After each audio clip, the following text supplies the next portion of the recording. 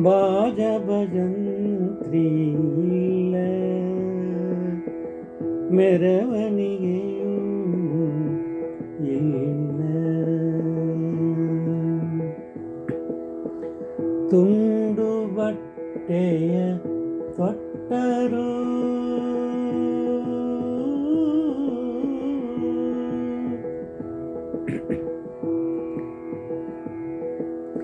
ನಮಗಾಗಿ ಉಪವಾಸ ಮಾಡಿದರು.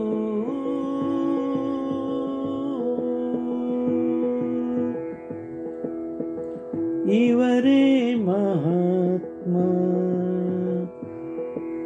ಗಾಂಧೀಜಿಯವರು.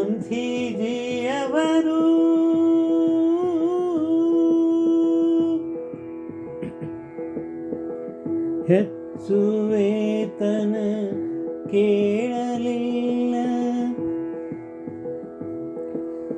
ಬಾಡಿಗೆ ಮನೆಯ ಬಿಡಲಿಲ್ಲ, ದುಬಾರಿ ಅರಿವೆಯ ತೊಡಲಿಲ್ಲ.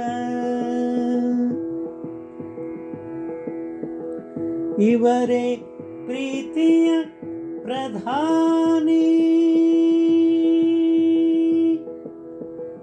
ಲಾಲ ಬಹದ್ದೂರ ಶಾಸ್ತ್ರೀಜಿಯವರು.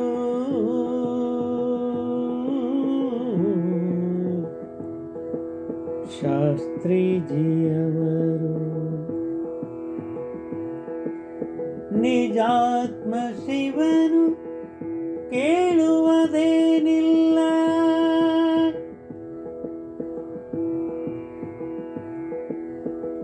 ಸುಮ್ಮನೆ ಅನ್ನಿರೊಮ್ಮೆ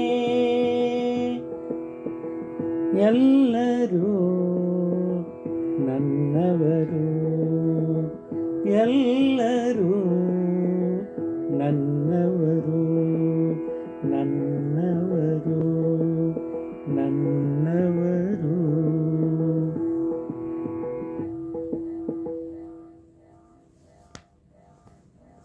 ಯಾವುದೇ ಬಾಜಾ ಭಜಂತ್ರಿಯೂ ಇಲ್ಲ, ಮೆರವಣಿಗೆ ಇಲ್ಲ,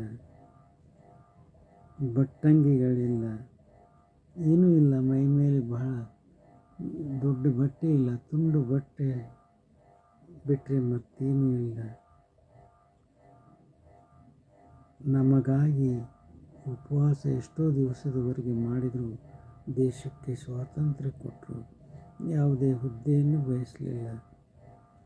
ಇವರೇ ಮಹಾತ್ಮರಾದಂಥ ಮಹಾತ್ಮ ಗಾಂಧೀಜಿಯವರು. ಅವರ ಜನ್ಮದಿನ ಹಿಂದೆ ಇನ್ನೊಬ್ಬರು ಹೆಚ್ಚು ವೇತನವನ್ನು ಕೇಳಲಿಲ್ಲ, ಕೊಟ್ಟರು, ಅದನ್ನು ವಾಪಸ್ ಕೊಟ್ಟರು.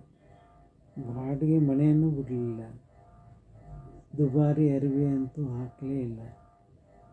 ಇವರೇ ನಮ್ಮೆಲ್ಲರ ಪ್ರೀತಿಯ ಪ್ರಧಾನಿಯಾದಂಥ ಲಾಲ್ ಬಹದ್ದೂರ್ ಶಾಸ್ತ್ರೀಜಿಯವರು. ಇವರ ಜಯಂತಿಯೂ ಹಿಂದೆ ಇದೆ. ಇವರ ಒಂದು ಆದರ್ಶ ಜೀವನ, ತ್ಯಾಗಮಯ ಜೀವನ ನಮಗೆಲ್ಲ ಒಂದು ಪ್ರೇರಣೆ.